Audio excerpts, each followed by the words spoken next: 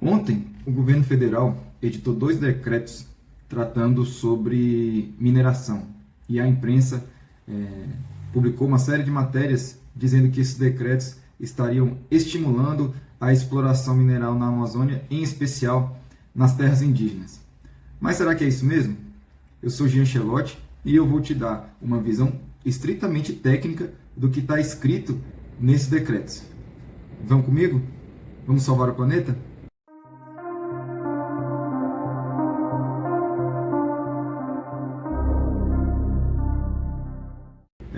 Foram dois decretos, eu vou falar separadamente deles para não misturar as coisas. Então, o decreto 10.966, ele criou o programa PROMAP, que é o Programa de Apoio ao Desenvolvimento da Mineração Artesanal e em Pequena Escala. A primeira inovação desse decreto é essa expressão mineração artesanal, que até então ela não existia, né? Então, a mineração artesanal ela foi definida pelo decreto como a mineração artesanal em pequena escala, as atividades de extração de substâncias minerais garimpáveis, desenvolvidas na forma da Lei 7.805, de 18 de julho de 1989, ou seja, 89. O que essa lei diz, essa lei de 89? Ela cria o que a gente chama de lavra garimpeira. O que é a lavra garimpeira? Ela é aquela modalidade de exploração mineral que a gente conhece como garimpo, em que a pessoa ou a empresa ela explora o minério de interesse ali, sem passar por todos os ritos da mineração, que começa com a pesquisa, o licenciamento prévio, o regime de outorga. Então é tudo isso junto. É como se fosse uma simplificação, né? Então, na verdade, o novo conceito inventado de lavra de mineração artesanal é a lavra garimpeira que já existe aí há mais de 30 anos, que é o que a gente chama de garimpo. Então, não tem inovação nenhuma aí, é só marketing do governo, nesse nomezinho. Bom, e o que esse decreto quer, então? Ele quer trazer, quer estimular a atividade do garimpo em pequena escala, que é essa garimpo mineração artesanal, com um nome bonito, né?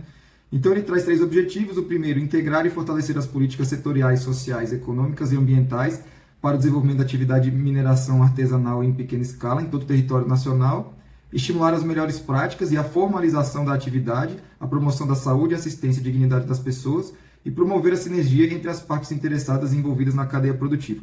Qual que é a ideia do governo aqui? A ideia é boa.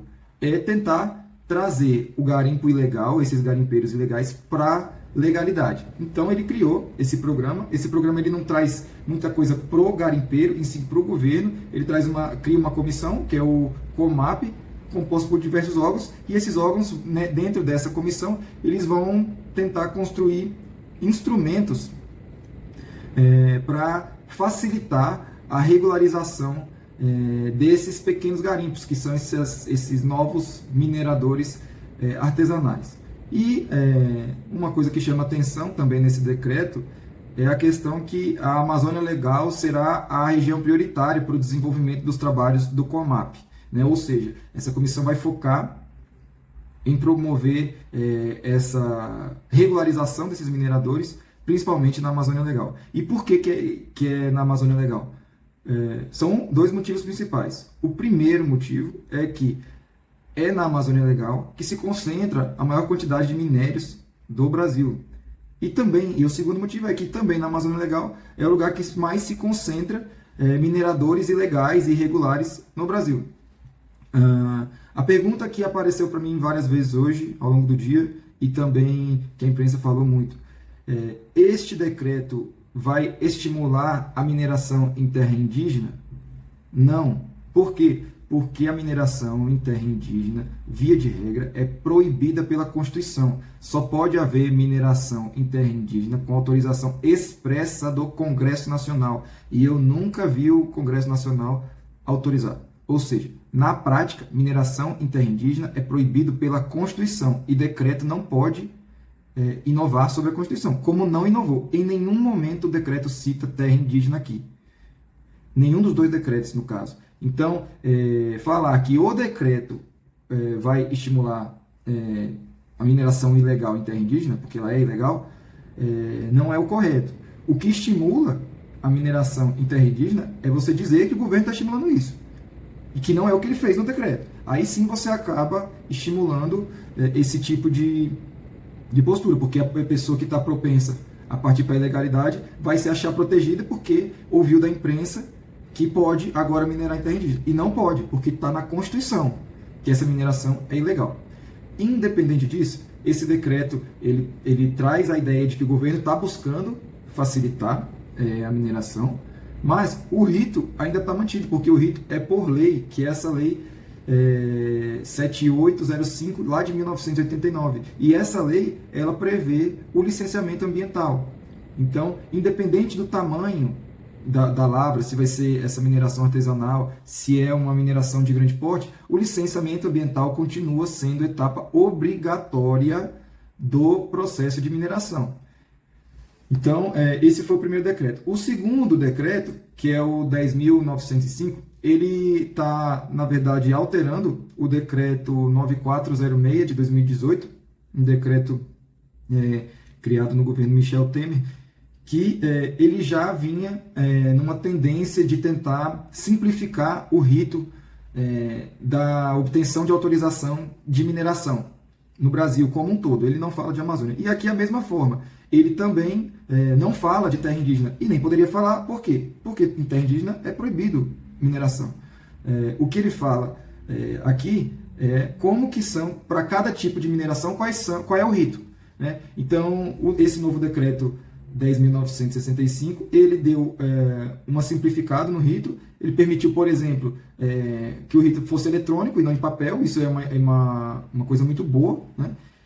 E ele previu expressamente, em vários trechos desse decreto, uma obrigação que também é constitucional, que antes não estava, que é a obrigação de, ao encerrar as atividades de mineração, recuperar ambientalmente as áreas degradadas. Isso estava na Constituição, mas nos decretos isso não ficava claro. Então agora isso é bem claro, isso vai estar no rito do processo de mineração, qualquer que seja o porte. Isso independe do porte da mineração.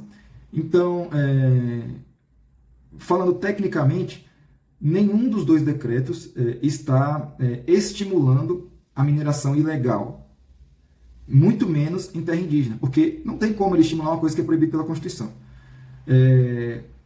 Eu acho, inclusive, até mais importante o segundo decreto, que é o 10.965, do que o primeiro, porque ele simplifica o rito, então ele tem impactos mais diretos. Ou seja, ele pode trazer algumas pessoas que estão com atividade mineral fora de terra indígena, mas estão ilegais, para dentro da legalidade. E regularização ambiental, na minha visão, é uma coisa boa. Essas pessoas vão, para elas entrarem para dentro, vamos dizer assim, da legalidade, elas passam a ter que pagar a compensação ambiental, aplicar medidas mitigadoras, compensatórias. Então, na verdade, você buscar regularizar uma situação que já ocorre ambientalmente é uma boa coisa, do que você simplesmente fingir, fechar os olhos e deixar a mineração irregular acontecer, porque ela já acontece, a gente está cansado de saber.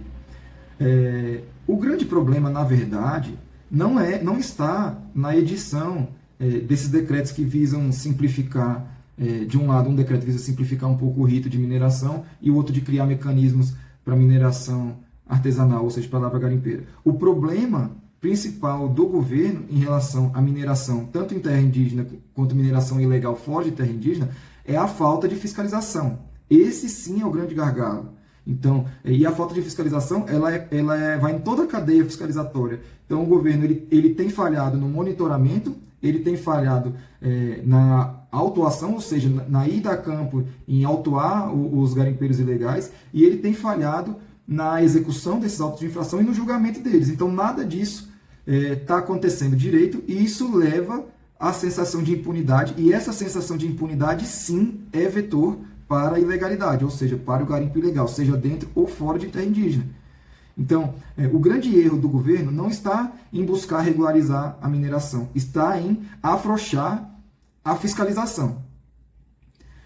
Bom, eu espero que vocês tenham entendido agora tecnicamente o que de fato está escrito nos decretos e não se deixar levar apenas pelas notícias e ler o conteúdo das normas, que é o principal para a gente tomar posição. Contem comigo.